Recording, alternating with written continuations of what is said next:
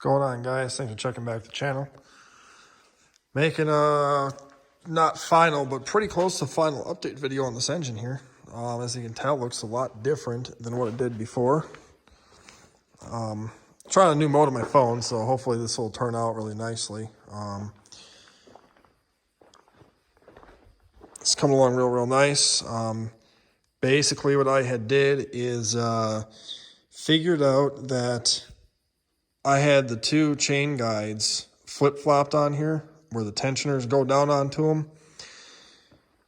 I switched those to the other side and I put the timing chains on and all the roller followers in, and now I have no piston to valve contact at all. It rotated over free as can be. So with that, I decided to keep going. No, I did not degree these cams. I don't have a cam degree tool. And I was going to order one and just never did, to be honest. And I do believe you should degree camshafts. I know it's kind of a, do as you say, not as I do type of deal here.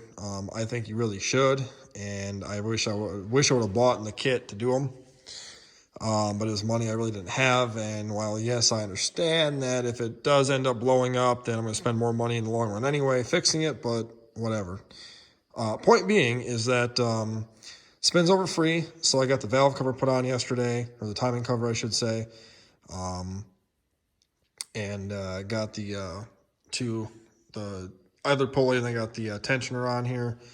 I decided to use the non-PI timing cover for several reasons. Reason number one, it uses one less pulley. Reason number two, when I bought this engine, it already had a newer tensioner and either pulley, so I figured, well, I like to use those. And number three, I have underdrive pulleys for this here motor. That's what they're for.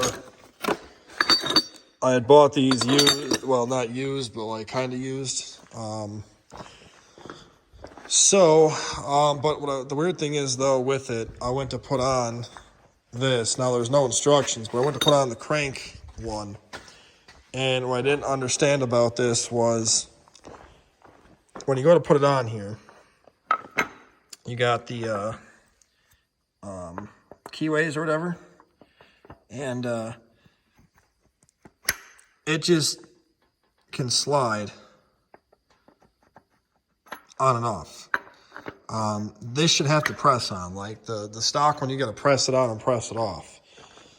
And I feel like if I put this in there like that, it's just going to leak.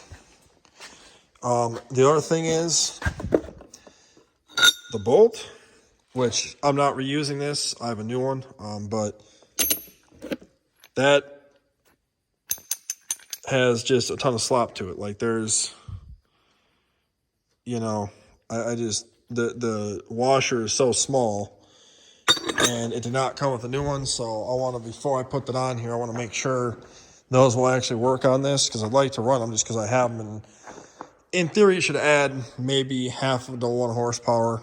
I don't think they do a lot, but so at least, but then today, I got my new valve cover gaskets. I also got my cam bolts in, so I was able to get the new cam bolts in, and then I got the valve covers on just now, cleaned them off. I used the late model ones from my 2011 Crown Vic motor. Oh, come on, focus. There we go. So I'm really hoping that this will be done soon. All I got to do yet is I have to go and buy a oil cooler housing gasket tomorrow. I decided to just, I want to replace the gasket, even though it's not leaking yet. I want to change it out while I'm in here, and then I can toss on my new oil filter, clean this all up really nice. I'm going to go and buy a new water pump too. I figure pretty much everything on here is basically new, except for the EGR valve's not new, but it's good. And then I use a lot of stuff that was like used but in good condition still, but like oil pan is new, and I'll have the new motor mounts off that motor onto this. And so basically up to this point, what this engine is, if you haven't watched the previous videos on it, I've acquired parts for a couple of years for it, but the bottom end, so block, rods, pistons, crank are a 99 Crown Vic engine, non-PI. So it's got a really small dish to it. These heads are off a 2011 Crown Vic engine I got last year. I had them ported, polished, valve job, cleaned. I had the surfaces machined down, valve stem seals. I had replaced a couple of valves in there. So they're all reworked completely. By putting those on, it should raise the compression to this to like, I think 10.5 to 1. Maybe a hair more because I had the machining done to them. I don't know if that's going to add that much or not, but at least 10.5 to 1 compression, which is what I wanted. And then I did new lash adjusters with stage 4 comp cams, just off the shelf XE274s, I think is what they are. I used the old roller followers because honestly they were fine, low miles, and new ones were pretty expensive. Like, I don't want to spend $300 more for those when they really never go bad, so I kept those. And then new valve cover gaskets with the little blue dealios, and then the 2011 Crown Vic valve covers. I have BBK titanium coated shorty headers on here. I bought these from a guy on Marketplace for $100, brand new in the box. He got them with his car and didn't want to use them. And then I went out and bought the header bolts. I was trying to use these stupid Allen bolts I'd gotten a while back. Don't use these. I use those on the headers on the lower motor. Pain in the butt. Don't do it. So I got that, and then going to the back here. This is a spec. I don't know what kind of spec, but spec clutch, 11-inch clutch with them, or well, I think it's 11-inch clutch with 13-inch flywheel. Either way, this is off of a TR3650. So I don't know. I think it's an 11-inch clutch with the bigger flywheel. But it's a drag race clutch supposedly and a aluminum flywheel. And actually it was out of that transmission over there. This was off of this motor actually right here. This is a 3-valve of an 05. And I had taken out of that and put it on here. So hopefully it'll work. And if not, then I will let you know. It should though, because they use the same size flywheel down the road, but it actually has the provisions for other bolts for smaller clutches. So this should work fine. It is just a normal, whatever it is, 10 spline clutch. This is actually the clutch alignment tool from the clutch from that car. So I have a lightweight clutch, lightweight flywheel, which this flywheel is like stupid light. It takes like my pinky to hold it up versus the nodular iron one I got is heavier than all heck. But anyway, so I got a just a Ford Performance replacement PI intake I put on here. I didn't really want to go trick flow or anything because I wasn't going to spend $1,000 for an intake manifold. Just to me, not worth it. So I did the PI intake, Motorcraft spark plugs. These were just the new coils that came off of that car when I bought it. It does have the Ford Racing Performance Parts 47-pound injectors with the, what is our EV6 to EV1 connectors. I don't know where the little tag went to for them, but little tip, when you put these on, be very, very, very careful and gentle. They are really, really flimsy, and that tab can break off very easily.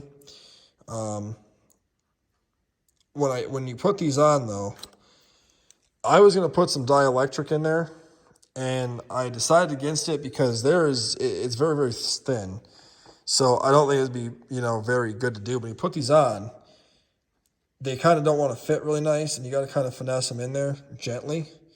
Don't just try and force it. Some of these do take a second to go, but once you get them to go, just gently pop them on. But they are very, very, very flimsy. And these things are like $100 for the set. So if you end up buying the Ford Racing 70 or 47-pound injectors, you have to buy the EV 6-to-1 or EV 1-to-6 connectors that end up looking like that for the connectors. And then above that, I got the BBK 78mm throttle body plenum thing.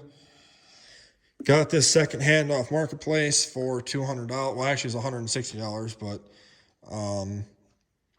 basically, a guy had it brand new, put it on his car, never even used it. Just was on an engine he was building, took it right back off. So I have that on here. And then while I was in here, obviously, got all new gaskets, new timing covers, gasket and seal and stuff, obviously. Oil pan is new on here. The oil pickup tube and oil pump are also new. The Ford Racing one, the high volume pump. In the back, I did, you can't really see it, but the rear main seal, I took it all off, put all new RTV on there, and then put a new rear main seal in there right away too. Trying to think what else I did to this. I believe that was everything I did to this engine, and everything got degreased and cleaned. Now, the bottom end in this Crown Vic, the guy actually showed me it only had like 104,000 miles on it or something. It's a really low mileage engine. An older couple, I guess, had the car, and they just ended up getting rid of it for something newer because it was a 99. So the motor's pretty low mile for the bottom end, so I'm hoping that it'll run really good. And I did reuse the factory non-PI dipstick tube. It bolted up just fine to the PI head, so I have to tighten this bolt down actually. But it bolted up just fine. And then I have several different dipsticks out of a 3-valve, a 4-valve, and I've got like 4 different variation 2-valves. For those of you that don't know, Ford used a whole bunch of different dipsticks over the years because this oil pan on the PI motor is deeper than the original non-PI oil pan was. And the Crown Vic to the Mustangs had different dipstick tubes and stuff. But yeah, this thing here has a different baffle in it. The Mustang will have individual baffles in the front where the timing cover goes. This does not. This is a very short pan, and that one's a very deep pan. So if you go to do this, just so you know, if you run a non-PI bottom end and you do an oil pump and the pickup tube, you will need an aftermarket PI oil pan. And for reference, yes, so this is the oil dipstick out of a 2011 Crown Vic. This is what was originally with this motor with these valve covers, okay? That was the dipstick. This is the dipstick out of the non-PI motor.